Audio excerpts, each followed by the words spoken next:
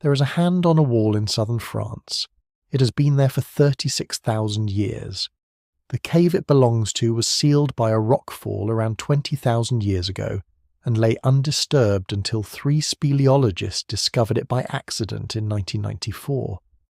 When they lowered themselves through the narrow opening and held up their torches, what they found stopped them completely. Hundreds of animals covered the walls, lions and rhinoceroses, bears and owls, horses painted with such precision that their legs blur into motion, as if the artist understood that stillness was a lie, that life was always moving, always becoming. And among these images, pressed into the ochre and the limestone, dozens of human handprints, negative shapes where a person had held their palm flat against the stone and blown pigment around it, leaving the outline of a hand suspended in the dark. We do not know this person's name. We do not know their language, the sound of their voice, the weight of their grief, or the shape of their joy.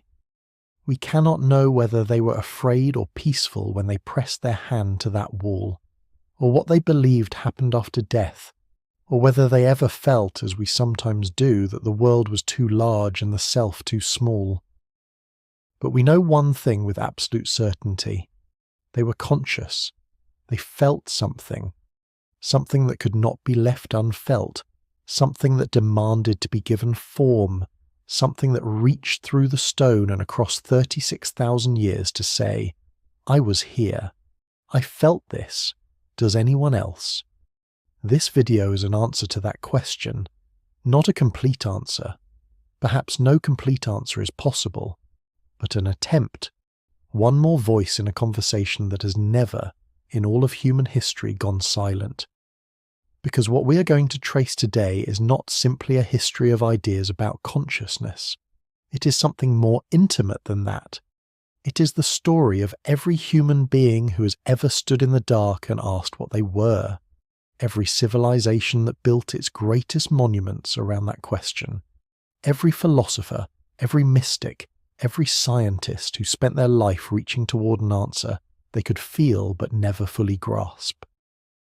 It is the story of a thread, one single thread, that runs from that handprint on the cave wall all the way to the screen you are watching now. And the remarkable thing, the thing that becomes clearer the longer you look, is that the thread has never broken. Before we reach the cave, we have to go even further back, because the hand that pressed ochre to limestone did not arrive from nowhere. It was the product of an almost incomprehensibly long process of development, a gradual deepening of awareness that had been unfolding across millions of years before that moment. In the 1970s, a psychologist named Gordon Gallup Jr. designed a deceptively simple experiment. He placed a mark on an animal's body while it slept, then observed what happened when the animal encountered a mirror. Most animals ignored the reflection or treated it as another creature, but a small number did something different. The chimpanzee paused, it looked, and then, slowly, tentatively, it reached up and touched its own face, not the mirror, its own face. That gesture, so small, so quiet, represents something enormous. It means the chimpanzee understood that the creature in the mirror was itself, that it had, in some primitive but genuine sense, a self to recognize. Great apes, dolphins, elephants, and a handful of birds pass this test. Most of the animal kingdom does not, and what separates those who pass from those who do not is not intelligence alone. It is something more specific. It is the capacity to step outside one's own immediate experience and observe oneself as an object in the world. To think not just what is out there, but what am I in here? This is the seed from which everything else in this video grows. In Homo sapiens, this seed found soil unlike anything that had existed before. Somewhere in the long story of human evolution, our ancestors developed a capacity for what cognitive scientists call metacognition, thinking about thinking, and for symbolic representation, the ability to hold a meaning inside the mind and give it an external form, a word, a gesture, a handprint pressed into stone. The neuroscientist Merlin Donald has described this transition as the emergence of what he calls the theoretic mind, a form of consciousness capable of building external symbolic systems, storing knowledge outside the body, and thinking about the world in abstract reflective ways. It was, in evolutionary terms, an extraordinary leap, and it changed not just what humans could do, but what humans could feel, because with symbolic consciousness came a new kind of inner life, a life of memory and anticipation, of narrative and meaning, of questions that would not stop asking themselves. Questions like, what am I? Why am I here? What does this mean? Questions that echo through every chapter of the story we're about to tell. For much of human prehistory, consciousness did not look the way it does today. The psychologist Julian Jaynes proposed one of the most radical and unsettling theories in the history of psychology, that the unified, self-aware, inner-narrating consciousness we experience as normal is not ancient at all. That before roughly 1000 BCE, the human mind was structured differently, what he called the bicameral mind, a mind divided into two chambers, one that acted and one that spoke. In this earlier form of consciousness, Jaynes argued, humans did not experience their own thoughts as coming from themselves. They heard them as voices, external, authoritative, divine. When an ancient Greek warrior in Homer's Iliad suddenly found courage, it was not because he decided to be brave. A god spoke to him. When a Mesopotamian king needed guidance, he heard the voice of his city's deity speaking from its statue in the temple. When the ancient Egyptians described the voice of conscience, they located it not inside themselves but in the figure of a divine judge weighing the heart against a feather.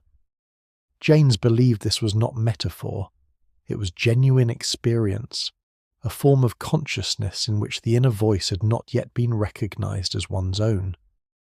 Whether or not every detail of Jaynes's theory is correct, it points towards something important, that the ancient world's overwhelming preoccupation with gods, oracles, and divine voices was not primitive superstition.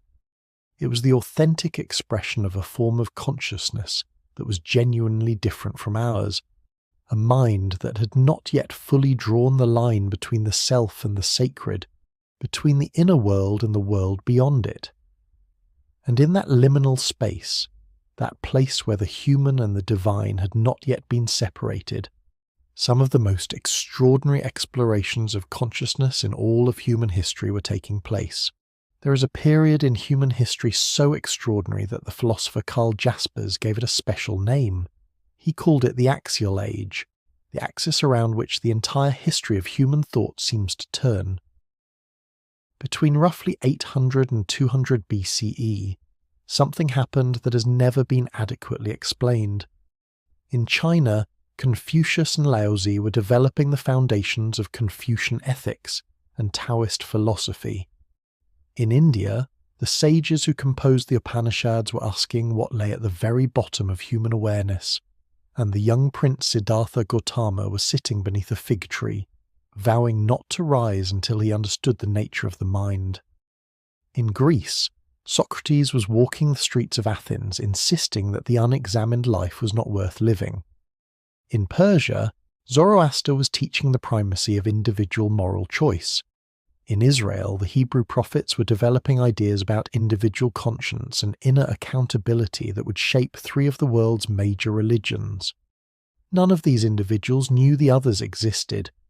They lived in different cultures, spoke different languages, and inhabited entirely different intellectual worlds.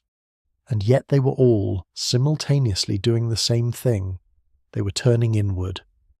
For the first time in history, across multiple civilizations at once, human beings were directing the tools of reason and reflection, not outward toward the natural world, but inward toward the nature of the mind that was doing the looking.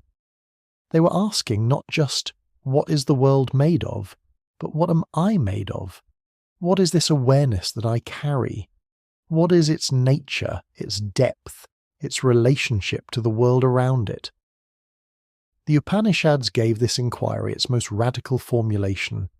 Deep within the human being, the ancient Indian sages wrote, there is a level of awareness, the Atman, that is not personal, not limited, not born and not dying. And at this deepest level, the individual awareness and the awareness that underlies all of reality, Brahman, are not two different things. They are one. Tat Tavam Asi. Thou art that. This was not a theological argument. It was a phenomenological report. The description of what a mind finds when it looks deeply enough into itself. And it has been confirmed in different vocabularies by contemplatives in virtually every tradition that has ever taken the inner life seriously. The Buddha's contribution was methodological. Rather than describing the depths of consciousness in philosophical terms, he provided a method, a technology of attention for exploring those depths directly. The practice of vipassana, or insight meditation, was essentially an empirical investigation of consciousness conducted from the inside, a systematic observation of how thoughts arise and pass away, how the sense of self is constructed moment by moment, how suffering emerges from patterns of craving, and how it dissolves when those patterns are clearly seen. Plato in Greece mapped the same territory through the power of metaphor. In his allegory of the cave, he described human beings chained underground, watching shadows dance across a wall, believing those shadows to be the whole of reality. The philosopher, the person willing to turn around, to question the accepted world, to endure the temporary blindness of confronting a light far brighter than the one they had grown accustomed to, this person was not escaping the human condition. They were fulfilling it. The cave of Plato's allegory and the cave of Chauvet are in some deep structural sense the same cave. Both are places of shadow and limited vision. Both require a turning, a reorientation to reveal the light. The philosopher who turns toward the sun and the prehistoric artist who pressed a hand into the stone and said, "I exist," are making the same gesture 30,000 years apart. The thread holds. The wisdom of the Axial Age did not remain in the minds of individual philosophers. It became embedded in the great spiritual traditions that would shape human civilization for the next 2 millennia.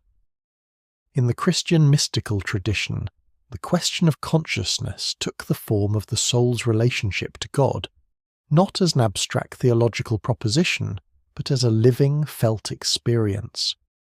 The medieval mystic Meister Eckhart wrote of the Grund, the ground, a depth of the soul that was, in its very nature, identical with the divine, not close to God, not approaching God, the same as God, at the deepest level of awareness, where the personal self becomes transparent. In the Sufi tradition of Islamic mysticism, the poet Rumi described consciousness as a reed flute cut from its native reed bed, crying out across the centuries for reunion with its source. The longing itself was the path. The ache of separation was the first note of the music of return. In each of these traditions, the same intuition recurs with remarkable consistency, that ordinary consciousness is not the whole of what we are, that beneath the surface of everyday awareness lies a depth that is both utterly intimate and infinitely vast, that the question, "What am I?" does not bottom out in the personal self, but opens, if followed far enough, into something that has no edges. And then came Michelangelo. On the ceiling of the Sistine Chapel, painted between 1508 and 1512, there is an image that may be the most reproduced in Western art, the hand of God reaching across a gap of empty space toward the outstretched hand of a newly created Adam. The two hands do not touch. Between them is a small, charged distance, a space that is somehow the most important part of the image. What Michelangelo painted was not simply a religious scene, It was a map of consciousness, the divine reaching toward the human reaching toward the divine, and the gap between them, the space of longing, of almost touching, of perpetual reaching, as the very condition of conscious life. We are the creature that is never quite at rest, the hand that is always reaching. Augustine had known this. Our heart is restless, he wrote, until it rests in thee. The restlessness was not a flaw to be corrected. It was the signature of consciousness itself. Something happened in the 17th century that changed the story.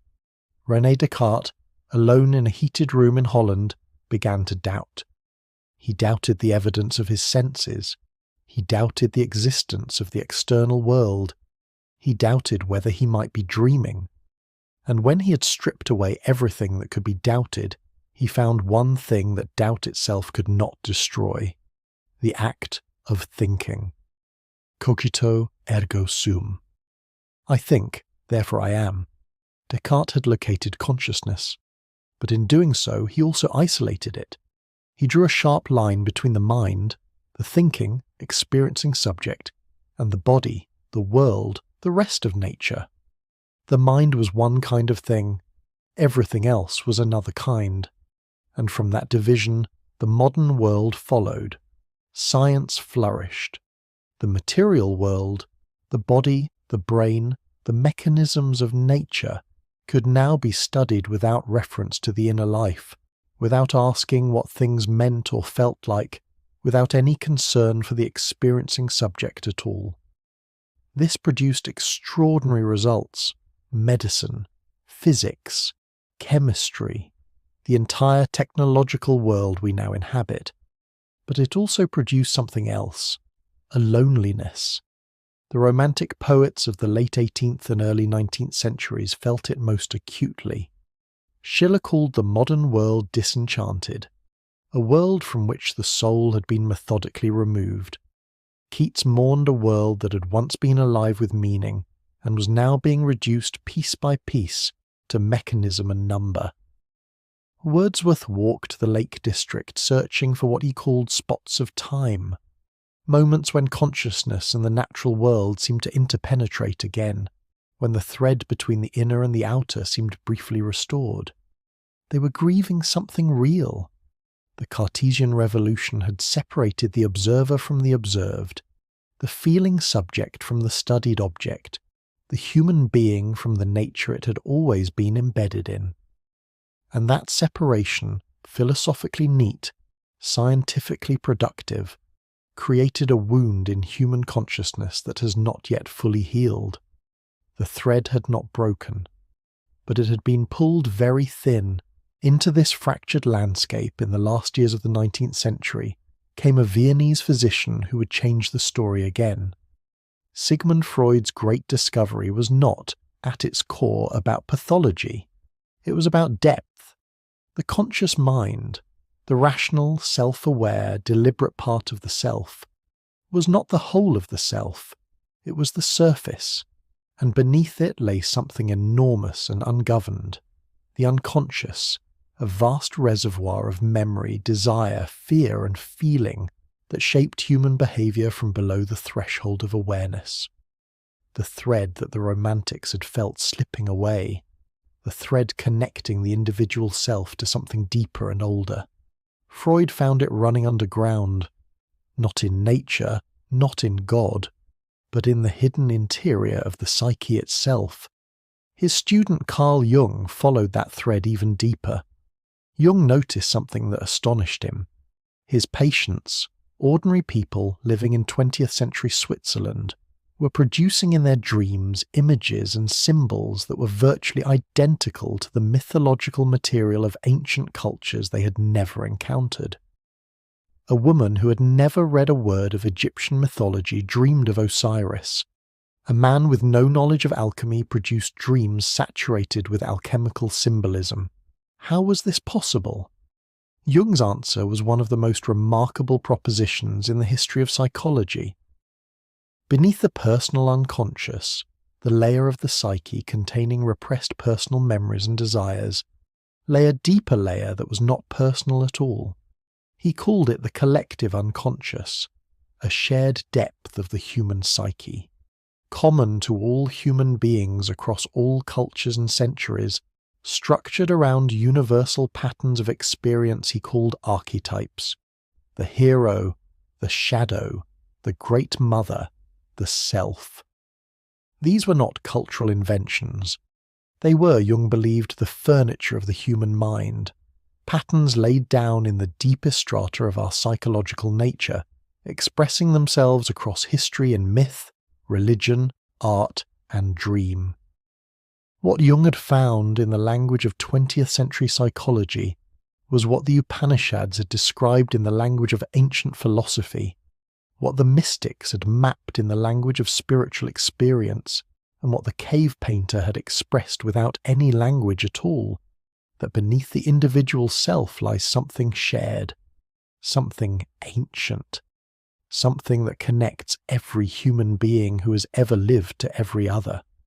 The thread running from the handprint on the cave wall passed through Jung's consulting room and kept going. In recent decades, science has turned its most powerful instruments toward the mystery that every civilization in this video has been circling. Neuroscientists have identified a network of brain regions, the default mode network, that becomes active not when we are focused on external tasks, but when we are at rest, turned inward, thinking about ourselves, about others, about the past or the future. It is in effect the neural basis of the inner life, the biological machinery that generates the ongoing narrative of selfhood, the voice that says I am, I remember, I wonder, I fear. When meditators with thousands of hours of practice enter deep states of contemplation, the default mode network quiets dramatically. The story of the self goes silent, and what practitioners consistently report in those moments is not emptiness, but expansion, a widening of awareness that feels not like loss, but like arrival. The Buddhist monk and the neuroscientist are looking at the same phenomenon from opposite ends of a telescope. The neuroscientist Anil Seth has proposed that everything we experience, the room around us, the feeling of our own body, the sense of being a self located somewhere behind the eyes, is a kind of controlled hallucination. The brain does not passively receive reality. It actively constructs a model of the world based on prior experience and expectation, and what we experience as reality is that model, the brain's best guess, updated continuously about what is out there. We never perceive the world directly. We perceive our brain's story about the world. This is not a nihilistic conclusion. It is an astonishing one, because it means that consciousness is not a passive window onto reality. It is a creative act. Every moment of experience is, in a profound sense, a work of art, a construction, an interpretation, a reaching toward meaning. Plato's prisoners saw shadows and believed they were real. The Upanishads called the constructed world Maya, illusion, not to dismiss it, but to point toward what lay beneath. The Taoists spoke of the 10,000 things arising from the undivided one, and now a neuroscientist in a laboratory in Sussex is describing the brain as a hallucination machine, generating the self and the world simultaneously from the inside out. Different centuries, different vocabularies, the same astonishment. Ken Wilber, the philosopher who spent decades synthesizing Eastern and Western thought into what he called integral theory, argued that consciousness evolves through developmental stages, not just in individuals but in civilizations. Each stage does not replace the previous ones but includes and transcends them, the way a tree includes its rings without being reduced to any one of them. The cave painter, the Axial Age philosopher, the medieval mystic, the modern neuroscientist. In Wilber's view, these are not simply different historical periods. They are different levels of the same unfolding, each one reaching toward a more complete and integrated understanding of what it means to be aware. The thread does not just hold, it deepens. On Christmas Eve, 1968, an astronaut named William Anders was orbiting the moon aboard Apollo 8 when he looked out his window and saw something no human being had ever seen before: the Earth, the whole Earth, hanging in the absolute blackness of space. Blue and white and impossibly fragile, a marble of life in an infinite dark. He reached for his camera and took a photograph. He called it Earthrise, and it is by some measures the most consequential photograph ever taken, because it changed for millions of people the felt experience of being alive on this planet. The phenomenon that Anders and dozens of astronauts after him experienced has been studied and named. Researchers call it the overview effect, a sudden, profound shift in consciousness, triggered by seeing the Earth from the outside. Astronauts describe the dissolution of the sense of separation between themselves and the planet, the feeling that national borders, political divisions and individual identities are, from this perspective, not merely small, but essentially fictitious, a sense of profound unity, a wordless understanding that everything on that small blue sphere is not just connected, but is, in some deep sense, one thing. Edgar Mitchell, who walked on the moon during Apollo 14, described the experience as a sudden knowing, not a feeling but a direct perception, that the universe was conscious, that the matter of stars and the matter of his body and the matter of the moon beneath his feet were not separate substances but aspects of a single, aware, interconnected whole. 36,000 years earlier, a human being stood in a cave in southern France and reached toward the same understanding. They could not orbit the moon. They had no telescope, no space program, no neuroscience, but they had consciousness. And with that consciousness they reached, through the act of pressing a hand to stone and leaving a mark, towards something they could feel but not name. Mitchell, floating weightless above the moon, felt the same thing, expressed it in different words, but reached toward the same place. The thread holds. It has always held. We have travelled a great distance today, from the chimpanzee pausing before a mirror in quiet astonishment, to the cave in France where a human hand left its mark before the Ice Age ended, through the Axial Age awakening, when human minds across the world turned inward almost simultaneously, through the philosophies and spiritual traditions that tried to map what they found there, through the fracture of modernity and the long, difficult work of finding the thread again, through the depths of the unconscious and the architecture of the dreaming brain, all the way to an astronaut floating in darkness, looking back at a small blue world with tears running across his face. What connects all of these moments is not a theory or a philosophy or a scientific framework. It is something simpler and older than any of those things. It is the experience of being a conscious being asking what consciousness is. It is the reach, the perpetual, unkillable, beautiful human reach toward understanding. Every person in this video, the cave painter and the Greek philosopher, the Buddhist monk and the Viennese physician, the romantic poet and the neuroscientist, was trying to answer the same question that you carry inside you right now. The question you may have felt while watching. The question that drew you to a video like this in the first place. What am I? What is this awareness that I am living inside? What does it mean that the universe has produced in me something capable of wondering about itself? You are not the first to ask. You will not be the last, and every honest attempt at an answer, however partial, however provisional, is another handprint on the wall, another mark that says, I was here. I felt this. I tried to understand. This video is one such mark, and now I want to ask you something personal. Think about a moment in your own life when consciousness seemed to open, when the ordinary sense of being a separate self bounded and enclosed suddenly gave way to something larger. It may have happened in nature, or in grief, or in love, or in a moment of silence so complete it felt like the world had stopped. It may have been brief and quickly forgotten. It may have changed you in ways you're still understanding. Whatever form it took, that moment is your own point on the thread, your own contribution to the conversation that began 36,000 years ago in a cave in France. I would love to hear about it. Leave a comment below and share what you found, what question this video left you sitting with, or what memory it brought to the surface. Because these conversations, between people who are trying honestly to understand what it means to be conscious, are among the most valuable things human beings do.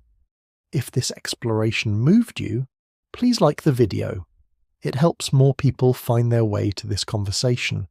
And if you want to keep following the thread, through the history of philosophy, psychology, spirituality and science, subscribe to this channel.